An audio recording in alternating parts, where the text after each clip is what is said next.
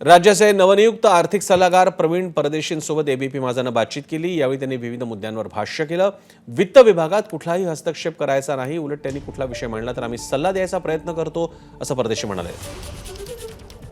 तसंच गडचिरोली जिल्ह्यात mineral development आणि स्टील इंडस्ट्रीज हा प्लॅन असल्याचे त्यांनी सांगितलंय। तर राज्याच्या आर्थिक गाडा अधिक भक्कम करण्यासाठी आर्थिक सल्लागाराची आवश्यकता असल्याचं प्रवीण परदेशी म्हणाले। माझ्यासोबत आहेत प्रवीण परदेशी सर, आपण त्यांच्याशी बातचीत करूया। सगळ्यात पहिले तर अभिनंदन सर, एकूणच आपली नियुक्ती झाल्याबद्दल। ज्या प्रकारे केंद्रामध्ये आपण पाहिलं आहे की मुख्य आर्थिक सल्लागार असतात, त्या प्रकारे राज्याला देखील आपल्याला आर्थिक सल्लागार मिळालेत। कशा प्रकारे बघता आहे या सगळ्या वाटचालीकडे, किंवा का ही गरज लागली की राज्याला पण एक मुख्य आर्थिक सल्लागार असावा? आपल्याकडे अनेक गोष्टींमध्ये अजून बळकट करण्याची आवश्यकता होती।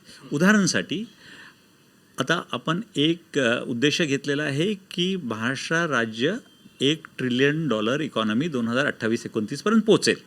आणि दुसरी गोष्ट माननीय पंतप्रधानांनी केलेलं आहे की प्रत्येक जिल्हा एक ग्रोथ सेंटर होईल, म्हणजे भारताची किंवा महाराष्ट्र राज्याची एकंदरीत विकास फक्त राज्य पातळीवर न बघता प्रत्येक जिल्ह्याची ग्रोथ असावी।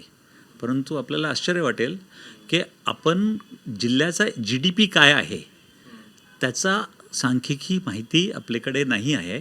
आपण राज्याच्या GDP कॅल्क्युलेट करून फक्त काही त्याच्यावर काही आपण इंडिकेटर्स लावतो आणि अंदाजित बोलतो की मुंबईचा त्यामध्ये इतकं टक्केवारी आहे किंवा यवतमाळची इतकी आहे।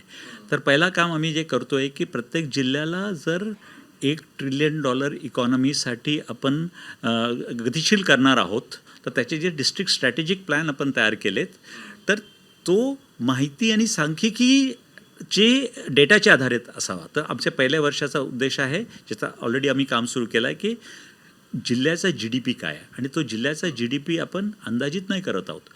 बिझनेस रजिस्टर म्हणजे प्रत्येक कारखाना आणि जे काही सर्व्हिसेस आहे त्याची मोजणी करून जे वन सोर्स ऑफ ट्रूथ आहे अशा प्रकारचे आकडेवारीवरून प्रत्येक जिल्ह्याचा GDP कॅल्क्युलेट करणे।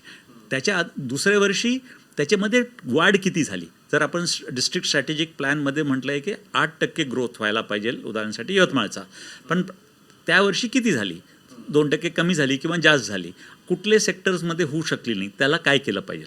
तर पहिला मुद्दा सांख्यिकी माहितीचे आधारावर धोरणं आणि मॉनिटरिंग करणे, हा सर्वात पहिला त्याच्यात लागला। कुठंतरी अजित पवार हे वित्तमंत्री असल्यामुळे त्यांना पॅरलल एक व्यवस्था ही निर्माण करण्याचा प्रयत्न होताना दिसतो आहे, याकडे कशा प्रकारे बघतायत? नाही, उलट आम्ही फक्त हे ॲडवायझरी रोल आहे, कुठल्याही परिस्थितीत ह्याच्यात हस्तक्षेप वित्त विभागात करायचा नाही। उलट वित्त विभाग जे प्रश्न आमच्याकडे मांडतात त्याचा आम्ही सल्ला देण्याचा प्रयत्न करतो। उदाहरणासाठी एक जे विषय आहे ज्याच्यावर आम्ही वित्त विभागाच्या सोबत खूप जवळून काम करतो आहे, ते असं आहे की आता फायनान्स कमिशन येणार आहे, आणि फायनान्स कमिशनमध्ये महाराष्ट्राला जो वाटा मिळतो तो बरेच वेळी कमी असतो, कारण आपला दरडोई उत्पन्न भारताचे दरडोई उत्पन्नापेक्षा जास्त आहे। तर म्हणून एक वेट असतो की दरडोई उत्पन्न ज्या राज्यांचा कमी आहे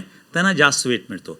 तर आम्ही Bombay school of economics, Gokhale institute यांच्यासोबत आम्ही इकॉनॉमेट्रिक खूप विश्लेषण करून असं आम्ही त्याचं विश्लेषण केलं की हे जर आपण लोकसंख्या आणि आपल्या टॅक्स कॉन्ट्रीब्युशनच्या आधारे केला तर महाराष्ट्राचा वाटा तर वाढेल, पण त्याचा दुष्परिणाम बिहारला पण होणार नाही, कुठल्याही राज्याला होणार नाही। एबीपी माझा, उघडा डोळे बघा नीट।